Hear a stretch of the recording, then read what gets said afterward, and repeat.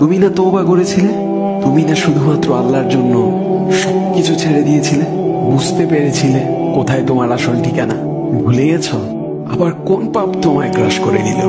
তুমি তো সেই যে নিজের পাপের প্রতি অনুতপ্ত হয়ে সিজদায় পড়ে অঝরে কেঁদেছিলে। তাহলে আবার কেন দুনিয়ার ধোঁকায় পড়ে গেলে? কেন ভুলে গেলে কোথায় তোমার আসল গন্তব্য?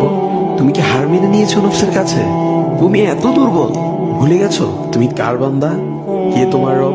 তোমার রব তো সর্বশক্তিমান। সর্বশক্তিমানের বান্দা আবার কখনো দুর্বল হয় নাকি? মৃত্যু পর্যন্ত লড়ে যাও তুমি। শয়তানকে দেখিয়ে দাও তোমার ইমানের পাওয়ার। শয়তানের ধোঁকায় পড়ে অনেক পাপ করে ফেলেছো, তাই নিরাশ হয়ে গেছো তুমি, তাই না? তুমি কি জানো না তোমার রব কতটা মহান? তিনি তো তোমাকে ক্ষমা করার জন্য অপেক্ষা করছেন। তাই ফিরে আসো সেই রবের দুয়ারে, যার দুয়ার কখনো বন্ধ হয় না। ভিডিওটি ভালো লাগলে একটি শেয়ার করে দিবেন, হয়তোবা আপনার একটি শেয়ারও কারো হেদায়েতের ওসিলা বনে যাবে।